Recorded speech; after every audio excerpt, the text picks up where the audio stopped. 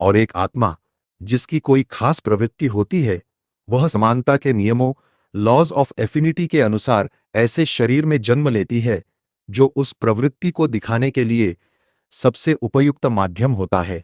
यह बात विज्ञान के भी अनुरूप है, क्योंकि विज्ञान हर चीज को आदत हैबिट के आधार पर समझाना चाहता है, और आदत तो बार बार दोहराने से ही बनती है। इसलिए एक नवजात आत्मा की स्वाभाविक आदतों को समझाने के लिए उन आदतों का बार बार दोहराया जाना जरूरी है। और चूंकि ये आदतें इस वर्तमान जीवन में तो बनी नहीं है, इसलिए हम मान सकते हैं कि जरूर ये पिछले जन्मों से ही आई होंगी। एक और बात भी कही जा सकती है। इन सभी बातों को सच मान लेने के बाद भी यह सवाल उठता है कि मुझे अपने पिछले जन्म की कोई भी बात याद क्यों नहीं है। इसे आसानी से समझाया जा सकता है। मैं अभी अंग्रेजी बोल रहा हूं। यह मेरी मातृभाषा नहीं है। असल में मेरी मातृभाषा का कोई भी शब्द अभी मेरी चेतना में मौजूद नहीं है, लेकिन अगर मैं उन शब्दों को याद करने की कोशिश करूं तो वे तुरंत मेरी चेतना में उभर आते हैं। इससे यह पता चलता है कि हमारी चेतना तो बस मानसिक महासागर की ऊपरी सतह मात्र है, और उस महासागर की गहराइयों में हमारे सभी अनुभव जमा रहते हैं। अगर आप कोशिश करें और संघर्ष करें तो वे अनुभव ऊपर आ जाएंगे और आपको अपने पिछले जन्म की बातें भी याद आ जाएंगी। यह एक प्रत्यक्ष और प्रयोगात्मक प्रमाण है। किसी भी सिद्धांत की सबसे पक्की कसौटी उसका सत्यापन, उसका वेरिफिकेशन ही होता है, और यहाँ ऋषियों ने पूरी दुनिया के सामने यही चुनौती रखी है। हमने वह रहस्य खोज निकाला है जिसकी मदद से स्मृति रूपी महासागर यादों के सागर की सबसे गहरी परतों को भी मथा जा सकता है। आप इसे आजमा कर देखिए, आपको अपने पिछले जन्म की सारी बातें पूरी तरह से याद आ जाएंगी। तो फिर हिंदू यह मानता है कि वह एक आत्मा, एक स्पिरिट है। तलवार उसे काट नहीं सकती, आग उसे जला नहीं सकती, पानी उसे गला नहीं सकता, और हवा उसे सुखा नहीं सकती। हिंदू यह मानता है कि हर आत्मा एक ऐसा वृत्त सर्कल है जिसकी परिधि या घेरा कहीं भी नहीं है, लेकिन जिसका केंद्र सेंटर शरीर के भीतर स्थित है। और मृत्यु का अर्थ बस इतना ही है कि यह केंद्र एक शरीर से निकलकर दूसरे शरीर में चला जाता है। इसके अलावा आत्मा किसी भी प्रकार के जड़ पदार्थ मैटर की शर्तों या सीमाओं से बंधी हुई नहीं है। अपने मूल स्वरूप में वह पूरी तरह से स्वतंत्र, असीम, पवित्र, शुद्ध और पूर्ण है, लेकिन न जाने कैसे या किस तरह से वह खुद को जड़ पदार्थ से बंधा हुआ पाती है और खुद को भी एक जड़ पदार्थ ही समझने लगती है। अगला सवाल यह उठता है कि एक स्वतंत्र, पूर्ण और शुद्ध सत्ता बीइंग भला इस तरह जड़ पदार्थ की गुलामी में क्यों फंस जाती है। एक पूर्ण आत्मा को यह भ्रम कैसे हो सकता है कि वह अपूर्ण है। हमें बताया गया है कि हिंदू लोग इस सवाल से कतराते हैं और यह कहकर पल्ला झाड़ लेते हैं कि ऐसा कोई सवाल हो ही नहीं सकता। कुछ विचारक इस सवाल का जवाब एक या एक से ज्यादा लगभग पूर्ण सत्ताओं को मान कर देना चाहते हैं, और इस कमी को भरने के लिए बड़े बड़े वैज्ञानिक नामों का इस्तेमाल करते हैं। लेकिन नाम दे देना ही समझाना नहीं है। सवाल तो वहीं का वहीं रहता है। पूर्ण सत्ता लगभग पूर्ण कैसे बन सकती है? वह शुद्ध, वह निरपेक्ष सत्ता अपने स्वभाव के एक सूक्ष्म कण में भी बदलाव कैसे ला सकती है? लेकिन हिंदू सच्चा है। वह शब्दों की बाजीगरी या कुतर्कों की आड़ नहीं लेना चाहता। वह इतना बहादुर है कि इस सवाल का सामना मर्दानगी से कर सके, और उसका जवाब है, मुझे नहीं पता। मुझे नहीं पता कि वह पूर्ण सत्ता आत्मा ने खुद को अपूर्ण और जड़ पदार्थ से जुड़ा हुआ और उससे नियंत्रित कैसे मान लिया। लेकिन सच तो सच ही रहता है। हर किसी की चेतना में यह एक सच्चाई है कि वह खुद को शरीर ही मानता है। हिंदू यह समझाने की कोशिश नहीं करता कि कोई खुद को शरीर क्यों मानता है। यह जवाब कि यह ईश्वर की मर्जी है, कोई स्पष्टीकरण नहीं है। यह उससे ज्यादा कुछ नहीं है। जो हिंदू कहता है मुझे नहीं पता, तो फिर मानवीय आत्मा शाश्वत और अमर है। मानवीय आत्मा पूर्ण और अनंत है, और मृत्यु का अर्थ केवल एक शरीर से दूसरे शरीर में केंद्र का बदलना है। हमारा वर्तमान हमारे पिछले कर्मों से तय होता है, और हमारा भविष्य हमारे वर्तमान कर्मों से तय होगा। आत्मा जन्म दर जन्म और मृत्यु दर मृत्यु या तो ऊपर की ओर विकसित होती रहेगी या फिर नीचे की ओर लौटती रहेगी।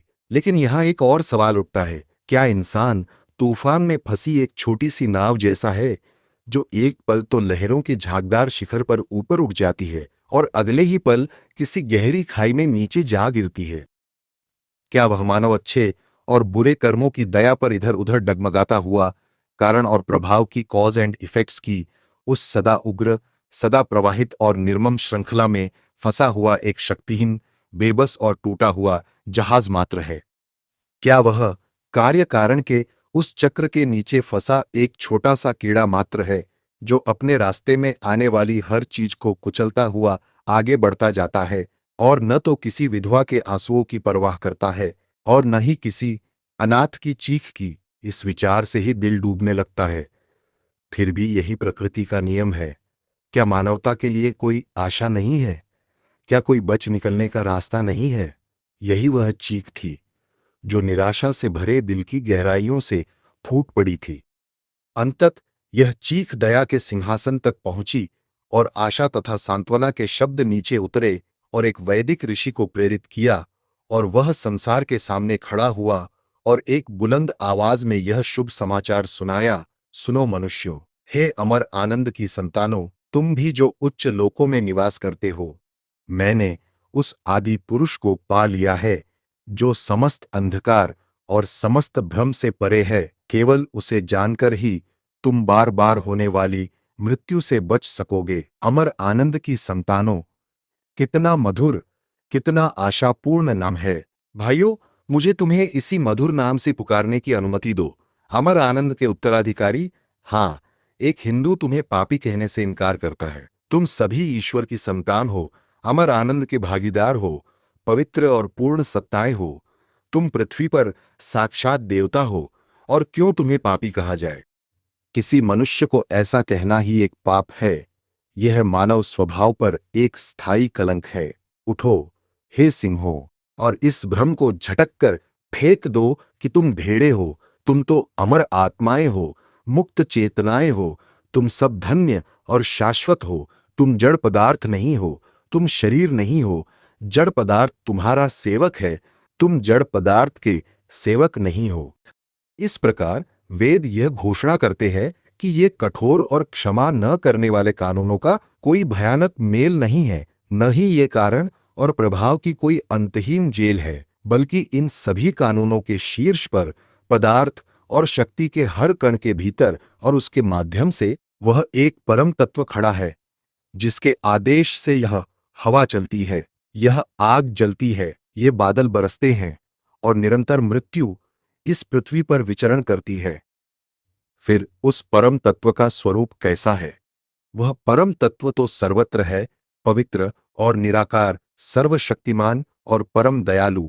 तू ही हमारा पिता है, तू ही हमारी माता है, तू ही हमारा प्रिय मित्र है, तू ही समस्त शक्ति का स्रोत है। हे परमात्मा, हमें शक्ति दे। तू ही वह है जो इस ब्रह्मांड का भार उठाता है। इस जीवन के छोटे से भार को उठाने में मेरी सहायता कर। वेदों के ऋषियों ने उस परम सत्ता का इसी प्रकार गान किया। फिर इस परम सत्ता की पूजा कैसे की जाए?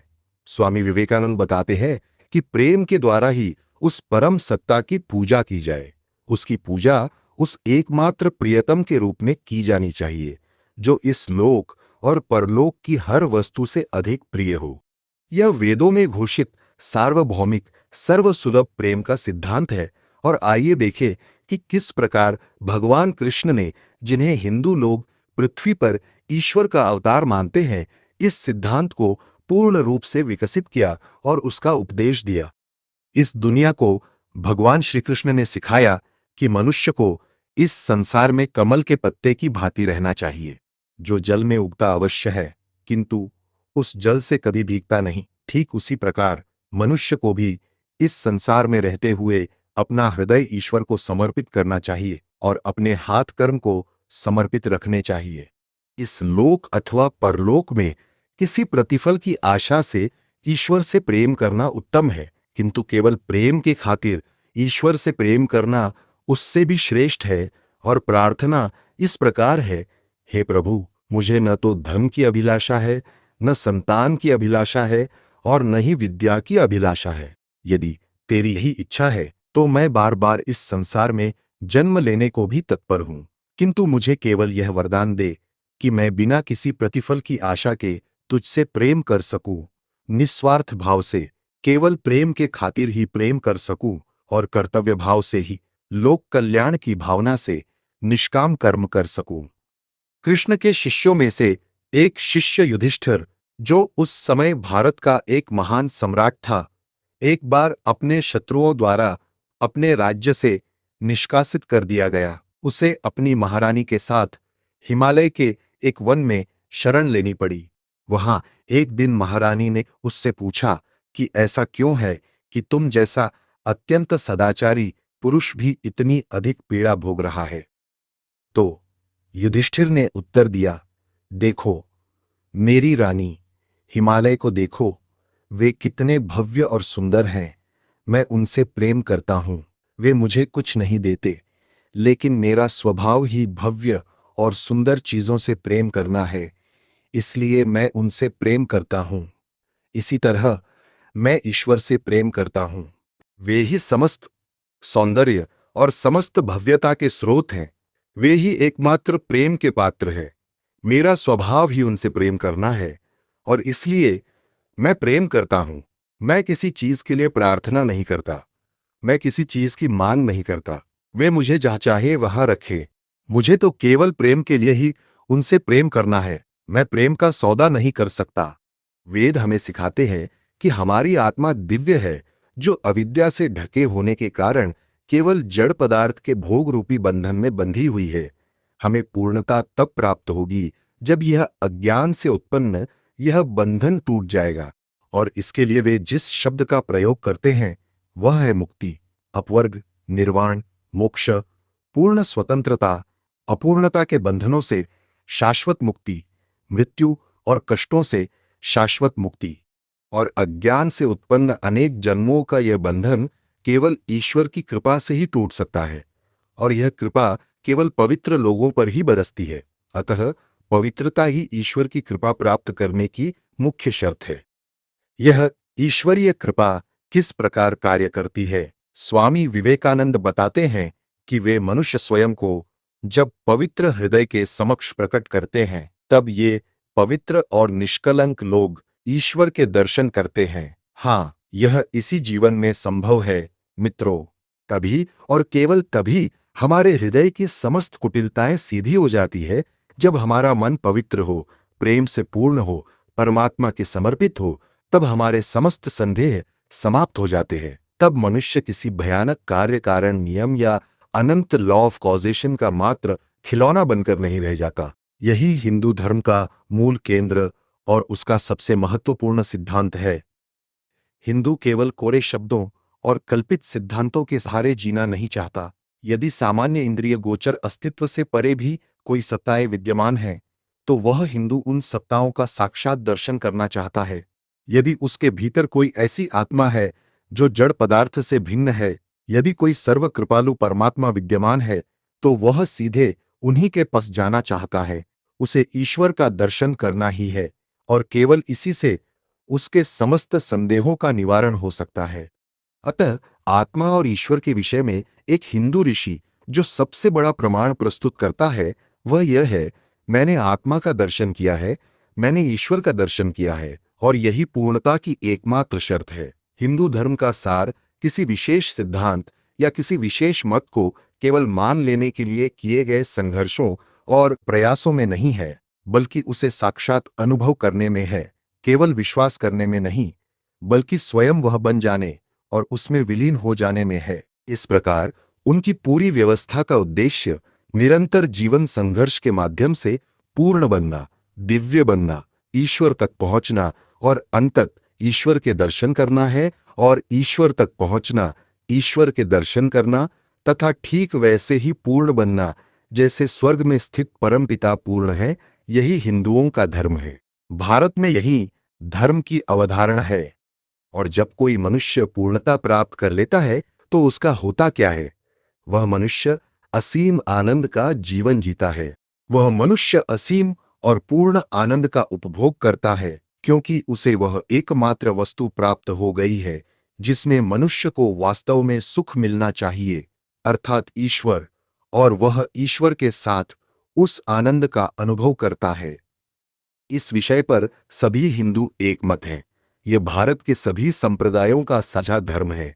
परंतु पूर्णता तो निरपेक्ष होती है, और निरपेक्ष सत्ता दो या तीन नहीं हो सकती। वह परम सत्ता अद्वैत है, उसमें कोई गुण नहीं हो सकते, वह कोई व्यक्ति विशेष नहीं हो सकती। और इसलिए जब कोई आत्मा पूर्ण और निरपेक्ष हो जाती है तो उसे ब्रह्म के साथ एकाकार होना ही पड़ता है, और तब वह ईश्वर को केवल अपनी ही प्रकृति और अस्तित्व की पूर्णता तथा यथार्थता के रूप में अनुभव करती है, अर्थात निरपेक्ष अस्तित्व, निरपेक्ष ज्ञान और निरपेक्ष आनंद के रूप में, सच्चिदानंद के रूप में। हमने अक्सर यह पढ़ा है कि इस स्थिति को व्यक्तिगत अस्मिता का विलोप और एक जड़ वस्तु या पत्थर बन जाना कहा जाता है।